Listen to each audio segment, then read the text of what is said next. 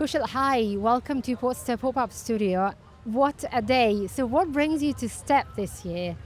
So STEP is the day where the weather changes. It goes from very cold last week to suddenly the sun is out. So every year this is what happens in STEP. And STEP is the foundation of call it the Dubai's venture drive. It's been there it's probably one of the first conferences. So been here from the very beginning.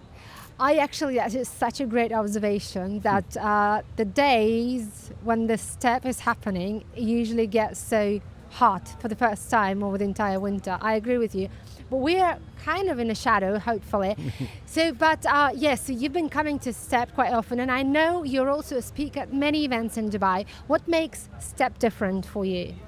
So it goes back to this is where the founders find the sun. This is where they basically get a very comfortable, friendly environment to pitch, to discuss, to get references from each other, and it's super friendly. So it's not that mega conference where you struggle to actually get something out of it. It's probably the easiest, comfortable way to do it.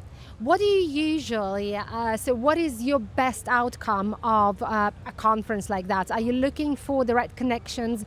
Are you looking for the right, being a serial investor definitely brings you to some sort of specific interest. If you could elaborate on that. Yeah, so normally as an investor, the process to filter from, let's say, 1,000 plus companies to the few that you really like, that filtering process is very hard. So the good thing with something like STEP is other people do the filtering for you because you meet people you know, good references, they come and say, you need to meet so-and-so. So that's already a mega filtering process. So that's the beauty with STEP, that you get comfortable fast. The shortlisting happens faster. The amount of analysis you do is shortcutted in a very fast time frame. As a serial angel investor, what makes you invest into certain startups, technologies? What is it? The idea, the story, the founder, the potential, how do you evaluate that? So the founder and the story and the narrative are always key. Those three elements, the product comes later. So as early stage, typically as an angel, you go quite early on average. Very early, that's what matters. As you get further out, it's the product, it's the market, it's the revenue, it's the customer base. And as you get further out, you get into the profits and the valuation. So it depends on what stage. In a place like STEP, I would say it's much more about the founder and the meat and the narrative and the passion that comes with it.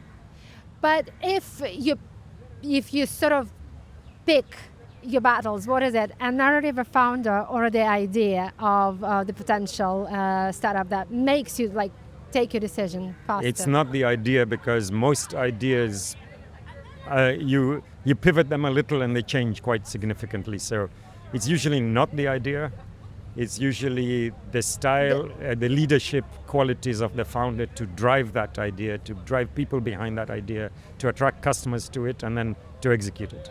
Has it changed over the years? Yes. STEP has been there for many years now. But apart from that, have the ideas, have the narratives, have the quality of the founders changed over the years? 100%. So two things have changed, and I'm talking black and white change. Yeah. The first one is to build a product is 10 times easier or 100 times easier in terms of finding the team, delivering it, executing it. I'm talking technically, just because of all the tools that are out there now. So that's a complete change. And the second is the volume and range of founders you now get to see is no longer a filter. It used to drip feed to you. Now it's a flood. So you got hundreds. So you've got a lot of choices. Yeah, you've got a lot of choices to choose from. And is it good or bad, in your opinion? It's very good. In this industry, it's very good. So how many, let's say, ideas and great founders survive or make it to, let's say, the next stage, from an early stage investing all the way to the next stage when they start actually building and selling their product? If we talk about Dubai and the region in general, because that's where I guess you've seen the dynamics. The real answer, very few. So, but this is true not just Dubai. This is a global truth. Yes. What happens typically is many end up becoming zombies. The startup kind of takes a while, but over time disappears. And you know what, the average exit People think billions, people think hundreds of millions. Typically, the average exit, if you're in the 30s, is good, is very good. So don't dream the big dream. Start small steps, and make sure that the relevance of those small steps to your customers, the NPS scores are strong, because that's what's gonna keep it in survival mode. So so what keeps you in that niche of being an angel investor? So is it that you like to support the startups at their early stage, or you get inspired with the with the innovations that they drive? So what keeps you in that particular niche? If you asked me that 10 years ago, I would say I was the dreamer, which is what you define. Now I'm pure numbers. I want to make money. And where do you, as an angel investor, makes the most of the money? 1 in 100, 2 in 100, 3 in 100, they generate serious returns. We're talking 100x, 200x, 300x. So those are really where you make your money. The rest allow you to spot from the forest. You pick a few trees. Not all the trees will get through. So I can't answer where exactly, but the good thing is the founder quality shows quite fast. What made you, for example, not switch to, let's say, crypto or the trading, for example? But you still keep in the niche of meeting the founders and innovating with them, let's say. So does it make a difference for you? So from a investment capital perspective, you can still invest into founders doing crypto, or investors into founders doing property tech, or whatever other alternative asset. So the best way to learn about that alternative asset is obviously to have skin in the game. And typically the founders that are deep in it, that are trying to, really get an edge on it, it's best to go with them rather than trying to do everything on your own. So I am in all of the aspects you described, right. But through founders. Absolutely. So do you think Dubai, from legislation and governmental, support perspective, is this a great place, a good place to be in terms of being an angel investor? Is this another Silicon Valley? Let's put it this way. It's already is. It's a great place. You'll only get the statistics only get better and better.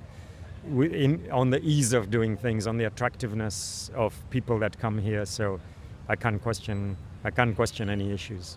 What would be your best piece of advice to those startups who are represented here at STEP this year, or probably thinking about STEP next year, or looking for an angel investor? What would be your piece of advice? So get very warm introductions.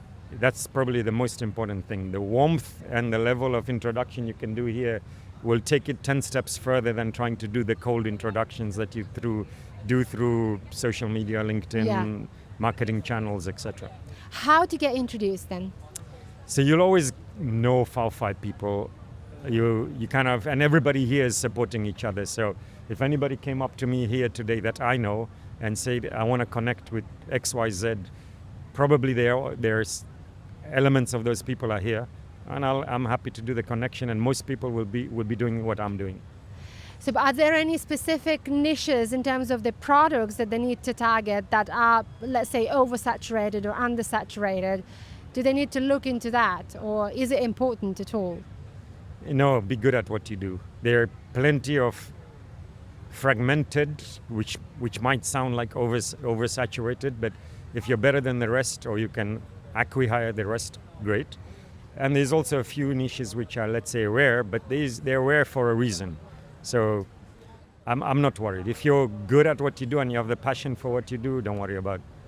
And how to overcome a failure, let's say, if it didn't work?